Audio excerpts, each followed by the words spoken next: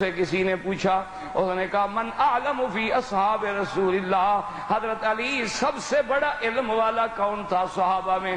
اس کا خیال تھا نا کہ شاید مدینۃ العلم والی بات ہے، تو حضرت علی سے کون بڑا ہوگا؟ تو پوچھا من اعلم، فرمایا کہ سب سے زیادہ علم والا ابو بکر۔ اس نے کہا حضرت علی آپ سے بھی بڑا؟ اس نے کہا ہاں۔ حضور فرماتے ہیں فَلْيَأُمُّكُمْ أَعْلَمُكُمْ بِكِتَابِ اللَّهِ، امام اس کو بناؤ جو کتاب اللہ کا زیادہ عالم ہو، زیادہ قاری ہو۔ جب سارے صحابہ موجود تھے، حضور نے ابو بکر کو مصلی پہ کھڑا کیا۔ اگر وہ بڑا عالم نہ ہوتا تو حضور کیسے مصلی پہ کھڑا کرتے؟ اب اس نے کہا اچھا حضرت مجھے یہ بھی تو بتائیں کہ چلو بڑا عالم تو ابو بکر تھا، لیکن بڑا بہادر کون تھا؟ اس نے کہا اب اس میں تو حضرت علی سے کوئی بھی نمبر نہیں لے سکتا، حضرت علی تو بدر الاسلام ہے۔ حضرت علی نے فرمایا کہ سب سے بہادر بھی ابی بکر تھا۔ اس نے کہا حضرت یہ کیسے ہو سکتا ہے؟ اس نے کہا حضور نے جب کعبۃ اللہ کے اندر داخل ہوئے، حضور نے فرمایا علی، میں نے کہا حاضر یا رسول اللہ، فرمایا اوپر ذرا تصویریں لگی ہوئی ہیں اور سیڑھی کوئی نہیں، تم بیٹھ جاؤ، میں تمہارے کندھے پہ کھڑے ہو کے ان تصویروں کو مٹانا چاہتا ہوں۔ تو کہتے ہیں حضور نے قدم رکھا تو میں نے کہا قطن قطن یا رسول اللہ، حضور مہربانی کریں مہربانی کریں، میرے تو گردن ٹوٹ جائے گی، میرے تو کمر ٹوٹ جائے گی، میں نہیں بوجھ اٹھا سکتا۔ حضور نے فرمایا اچھا تم ایسا کرو کہ تم نہیں اٹھا سکتے، چلو میں بیٹھ جاتا ہوں، تم میرے کندھے پہ کھڑے ہو کے یہ تصویریں مٹا ڈالو۔ حضرت علی نے فرمایا میں تو ایک قدم برداشت نہ کر سکا، بہادر تو وہ تھا جو کندھے پہ بٹھا کے غار تک لے گیا۔ فرمایا بہادر تو وہ تھا کہ جس نے 3 میل اتنا چڑھائی اور رستہ کوئی نہیں۔ آج کل تو روشنیاں ہیں، رستے ہیں، سب کچھ ہے، لیکن اس دور میں تو کوئی رستہ نہیں، کچھ نہیں، اور غار تک لے جانے کے بعد ایک دفعہ یاد کریں، ایک بزرگ تقریر فرما رہے تھے، انہوں نے کہا کہ حضرت صدیق اکبر نے رضی اللہ تعالیٰ عنہ نے حضور کو کندھوں پہ بٹھا کے غار تک پہنچایا، تو کسی ظالم نے اللہ معاف کرے دعا کرو اللہ بغض صحابہ سے بچائے، دل سے دعا کرو اللہ بغض اولیاء سے بچائے، اللہ بغض انبیاء سے بچائے، اللہ ہمیں سب کا ادب نصیب فرمائے، اللہ ہمیں سب کی غلامی نصیب فرمائے۔ مسئلہ بیان کرنا علیحدہ بات ہوتی ہے، ادب علیحدہ بات ہوتی ہے، یاد رکھا کریں۔ ادب کا معنی یہ نہیں ہے کہ ہم کسی ولی کو نبی بنا دیں، کسی نبی کو خدا بنا دیں، یہ ادب نہیں ہوتا، یہ تو شرک ہے اور کفر ہے۔ ادب یہ ہے کہ خدا خدا ہے، مصطفیٰ مصطفیٰ ہے، صدیق صدیق ہے، فاروق فاروق ہے، عثمان عثمان ہے، علی علی ہے، صحابہ صحابہ ہیں، تابعین تابعین ہیں، اولیاء اولیاء ہیں۔ اگر فرق مراتب نہ کنی زندگی کی، اگر فرق مراتب نہیں کرو گے، بیوی کو ماں بنا دو، ماں کو بیوی بنا دو، بیٹی کو ماں کہہ دو، ماں کو بیٹی بنا دو، تو یہ دنیا کا نظام نہیں چل سکتا، تو شریعت کا نظام بھی نہیں چل سکتا۔ شریعت کے نظام میں بھی حدود ہیں، اس سے کوئی تجاوز نہیں کر سکتا۔ تو انہوں نے جب یہ فضیلت بیان کی کہ حضرت ابوبکر نے کندھے پہ بٹھایا، پہاڑ پہ چڑھ گئے، تو دشمن تو بھائی دشمن ہوتا ہے نا، مخالف تو پھر مخالف ہوتا ہے، وہ تو ہر بات سے بات نکالتا ہے۔ تو اس نے کہا جی کون سی بڑی بہادری ہے یار، عجیب بات ہے، یہ سنی مولوی جو ہے نا اہل سنت والجماعت والے، یہ چیختے رہتے ہیں جی ابوبکر نے کندھے پہ بٹھا لیا، ابوبکر اٹھا کے لے گیا، حضور صلی اللہ علیہ وسلم کا بوجھ مبارک اٹھا کے لے گیا، کیا ہو گیا؟ حدیثوں میں موجود ہے راکب رسول اللہ صلی اللہ علیہ وسلم علی الحمار، حضور پاک نے تو گدھا پہ بھی سواری کی ہے، حضور پاک نے تو اونٹ پہ بھی سواری کی ہے، اونٹنی پہ بھی سواری کی ہے، گدھا پہ بھی سواری کی ہے، اگر ابو بکر پہ بھی سوار ہو گئے تو کیا بات ہو گئی؟ میں نے عرض کیا نا کہ دشمن جب ہو نا جی، تو وہ تو آپ کتنے سیدھے راستے پہ ہوں وہ کوئی نہ کوئی بات نکال دے۔ آپ دیکھیں نا جی کہ ہمارے اکابر ہیں، ہمارے پیر ہیں، ہمارے باقاعدہ مشائخ ہیں، باقاعدہ علماء ہیں، باقاعدہ تزکیہ ہے، لیکن جن کو ہمارے ساتھ غصہ ہوتا ہے کہہ دیں گے وہابی، وہ کہنا یہ جی وہاں جی یہ تو پیروں نو مندے ہی کوئی نہیں، ان کے ہاں تو نہ فاتحہ ہے نہ درود ہے، ان کے ہاں تو جی بالکل کوئی نہیں، اور خاص طور تے اے تے بڑا وہابی نے انہوں تے اتھے سعودی عرب تے مکے شریف دی پاڑوی نال لگ گئی، ایک کریلا ایک نیم چڑا، اے تو اور پکا ہوا بھی ہو گیا ہے خدا کے بندو. اب تو یہ باتیں کہنی چھوڑ دو, ایمان سے کہیں مکہ مکرمہ سے مدینہ منورہ قافلے 10-10 دن میں پہنچتے تھے. یہ اللہ خادم الحرمین کو جزائے خیر دے, ایسی سڑک بنا دی کہ 4 گھنٹے میں آدمی مدینے پہنچ جاتا ہے. اگر ان کے دلوں میں مدینے سے, مدینے والے سے کوئی ذرا سا بھی بغض ہوتا تو راستے بند کر دیتے یا آسان کر دیتے کہ جلدی پہنچ جاؤ. کوئی عقل کی بات کریں. آپ رمضان میں ابھی جا کے دیکھیں ان کی ہر دعا جو ہے حضور کے درود پہ ختم ہوتی ہے کہ نہیں؟ علامہ صاحب بیٹھے ہیں, پوچھ لیں. حنفیوں کے نزدیک تو ایک مسئلہ ہے کہ اگر تشہد میں, اتحیات میں درود شریف بھول گیا انسان ہے, نہیں پڑھ سکا تو نماز ہو جائے گی.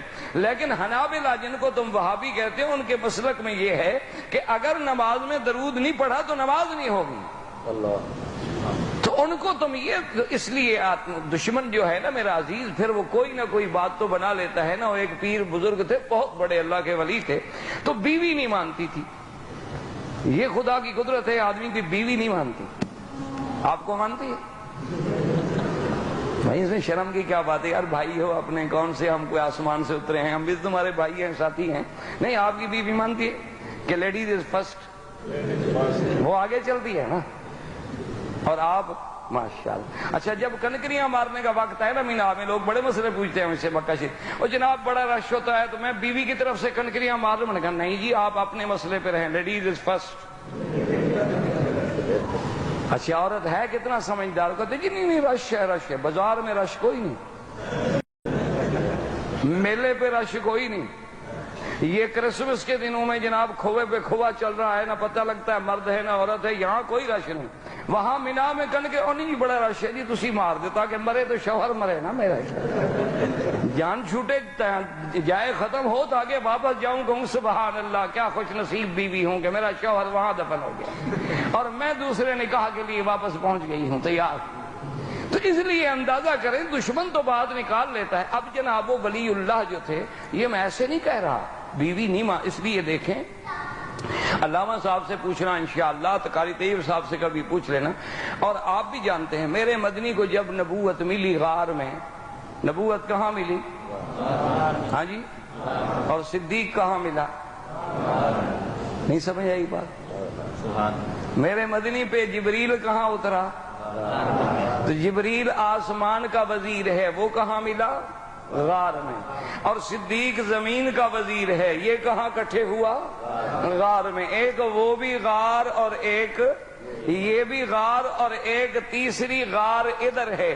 یہ بھی یاد رکھنا, حضرت صدیق جب غار پہ پہنچے تو کہا حضور آپ کھڑے ہو جائیں, مدتوں سے غار پڑی ہے, میں ذرا صاف کر لوں, کوئی بچھو کوئی ایسا جانور نہ ہو. صدیق اندر گئے, صاف کیا تو پھر مدنی گئے.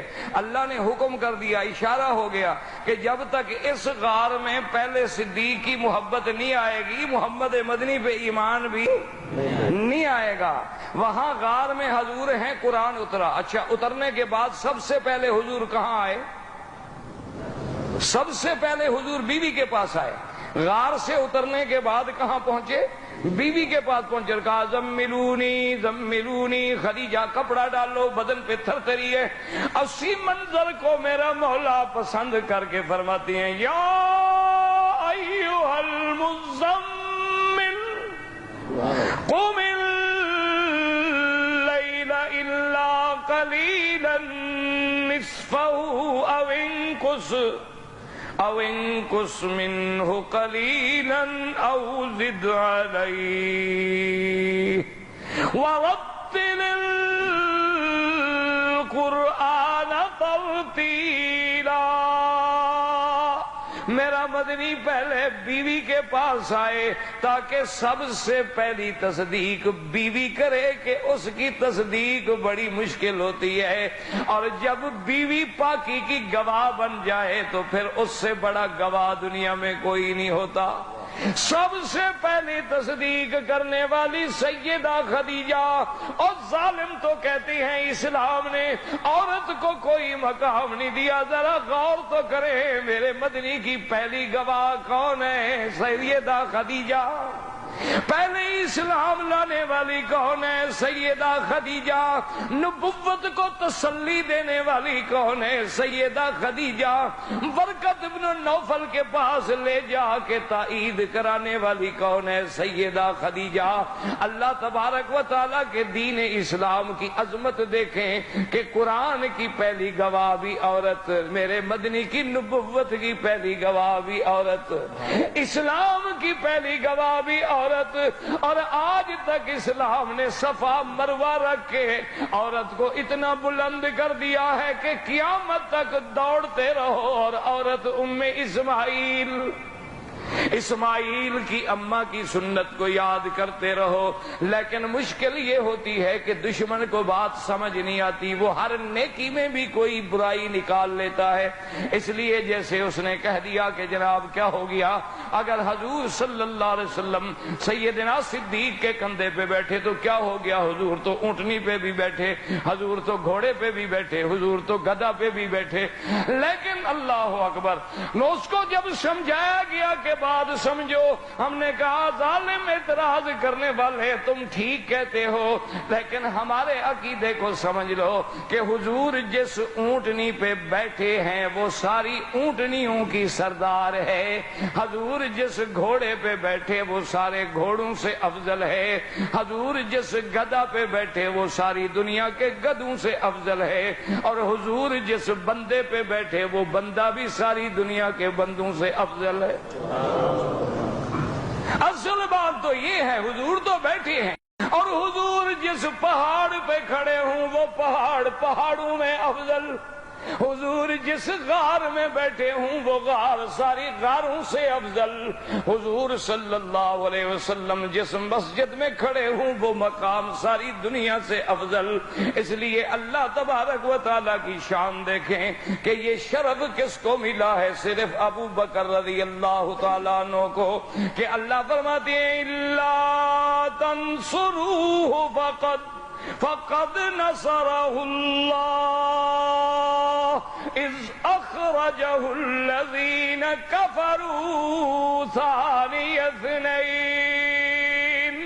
اب ذرا توجہ کریں، ایک پارٹی ہے نکالنے والی اور ایک پارٹی ہے نکلنے والی۔ نکلنے والے کون ہیں؟ میرا مدنی اور ابو بکر۔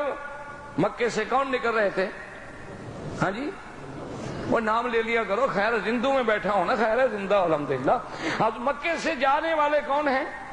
اب سیدنا محمد مصطفیٰ اور ابو بکر، اور نکالنے والے کون ہیں؟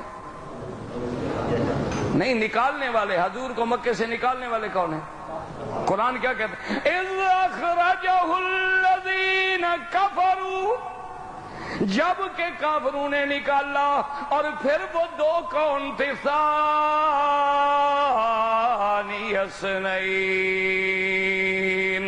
اذ ہما فی الغار اذ یقول لصاحبہ لا تحزن ان اللہ معنا۔